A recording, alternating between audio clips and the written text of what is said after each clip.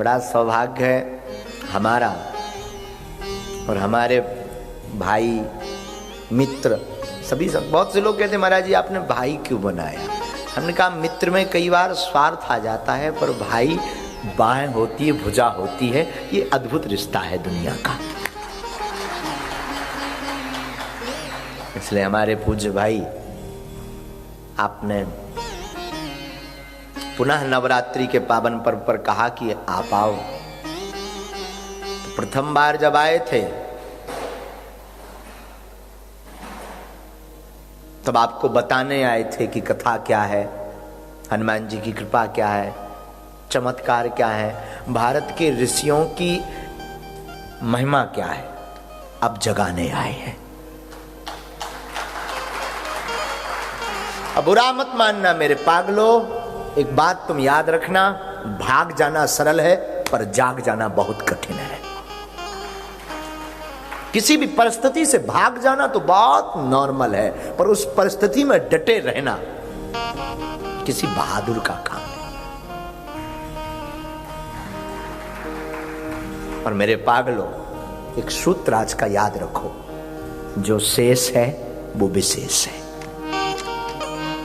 पुनः इस पर मंथन करना आज हो सके तो, जो शेष है वो विशेष है। आपकी जिंदगी कितनी कैसी गुजरी उस पर मत सोचो, अब जो बची है ना उसे राम में लगाओ।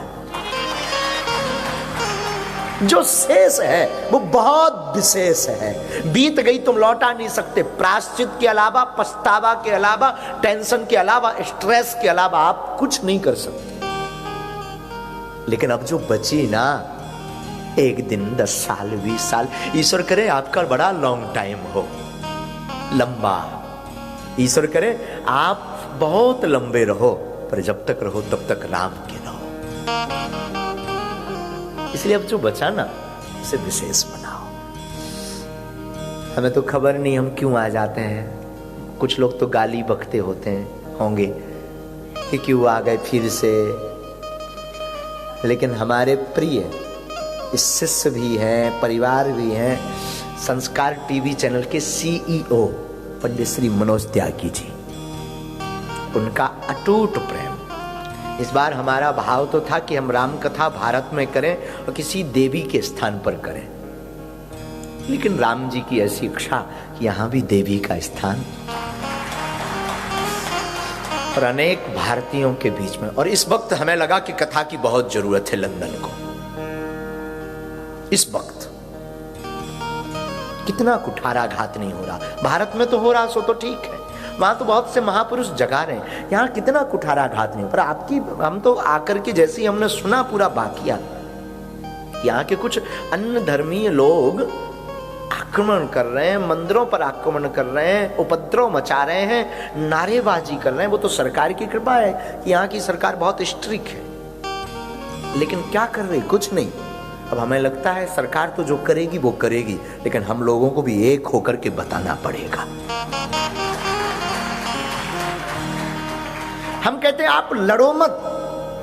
लड़ने के लिए एकता की बात नहीं हम करते हैं। बहुत से लोग कहते हैं गुरुजी आप दंगा वाली बात करते हैं। एकता मतलब दंगा नहीं, एकता मतलब एकजुटता का मतलब ये नहीं कि किसी से लड़ना है। एकता मतलब ये है कि चाहे वो सिख हो या कोई भी हो, अगर हम सब हिंदू सनातनी एक रहेंगे ना तो सामने वाली पार्टी डर जाएगी कि ये बहुत है। आज उन्होंने कितनी फूहड़ बातें बोली, भले ही हमारे सिखों के लिए बोली, लेकिन हैं तो वो हमारे अपने। अब उनको एक होना पड़ेगा। तो भाग जाना सरल है पर जाग जाना बहुत कठिन है। इसलिए जागो। 9 दिन की व्यासपीठ हम लेकर आए हैं बागेश्वर से, हैरो लेजर सेंटर, सामने भगवती का दरबार, बगल में हमारे भगवती के साधक, गुरु साधक और हमारे प्रिय भाई और आप सब। जो भी गुरु कृपा होगी हम 9 दिन तक आपको परोसेंगे। हम कोई ज्ञानी नहीं है, हम कोई बुद्धिजीवी नहीं है, हम कोई बहुत बड़े महात्मा नहीं है, हम कोई साधु भी नहीं है। हम भी तुम्हारी तरह हैं, बस अपने गुरु के चेला हैं। ये हमारा सौभाग्य है। हम सनातनी हैं, ये हमारा सौभाग्य है। हम सनातनी हिंदू हैं, ये हमारा परम सौभाग्य है। हमारा परिचय है कि हम सनातनी हैं। मेरे पागलों, याद रखना अपनी जिंदगी में, आप जब तक राम कथा का आश्रय नहीं लोगे तब तक आप अपनी जिंदगी में जीना नहीं सीखोगे।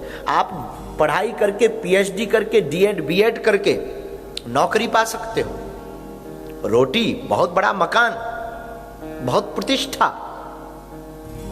आप मॉलों में जा सकते हो, घूम सकते हो, आप अंग्रेजी स्पीक कर सकते हो, आप अंग्रेजी बोल सकते हो, याद रखना। परंतु जीवन जीने की कला तो सिर्फ अध्यात्म से ही सीख सकते हो। लौकिक पढ़ाई तुम्हें रोटी दे सकती है, पर रोटी देने खाने की कला नहीं दे सकती। भोजन कैसे करना चाहिए ये राम कथा सिखाती है। भाई के साथ क्या नाता होना चाहिए ये राम कथा सिखाती है। मां से कैसा व्यवहार होना चाहिए, आप रामायण पढ़िएगा तो रामायण में राम जी को वन किसने निकाला, किसने वरदान मांगे, कैकेयी मां ने, हाँ या ना। और आप रामायण पढ़ेंगे, जब वही कैकेयी मां, दशरथ जी का मरण हो गया और जब राम जी से मिलने पूरा परिवार चित्रकूट गया तो राम जी सबसे पहले तीनों माताओं में मां कैकेयी को मिले। मानो राम जी कहना चाहते हो जो होता अच्छा ही होता है, इसलिए किसी को दोष मत दो। हमारे जीवन में कुछ भी हो जाता ना, हम दोष दूसरे पर थोप देते हैं, उसे अपना बुरा मत मानना। शायद तुम्हारे मन में ये बात बैठ पाए या ना बैठ पाए, खबर नहीं। राम बन गए इसलिए राम बन गए, राम बन गए इसलिए राम बन गए। शायद राम धर्म चक्रवर्ती सम्राट होते, दशरथ के पुत्र होते हैं, दशरथ के पुत्र हैं, धर्म चक्रवर्ती राजा भी बने, लेकिन अगर राम जी बन नहीं जाते तो शायद इतनी महिमा नहीं हो पाती। न कंबोडिया में रामायण हो पाती, न मलेशिया की रामायण हो पाती, न भारत के अन्य प्रांतों में अलग अलग भाषा में राम की पूजा हो पाती। राम विश्व पूजक नहीं हो पाते शायद, लेकिन राम बन गए तो राम भगवान बन गए, विश्व पूजक बन गए। वो बन गए, बन जाकर के राम ने वो बताया कि राजा का धर्म क्या है। बन जाकर के ऋषियों को तो मिले, पर सबरी बुहारे रास्ता, उनके घर पे भी गए जिनकी कोई महिमा नहीं समाज में, उनको भी मिले राम जी। मानो राम जी हमें यह शिक्षा देना चाहते हैं अपनी जिंदगी में कि तुम प्रोटोकॉल के चक्कर में, दिखावे के चक्कर में अमीरों को तो बहुत गले लगाते हो, बीच बीच में कभी कभी 14 साल ऐसे भी निकालना अपनी जिंदगी के जिनका कोई ना हो, उनके बनकर बताना,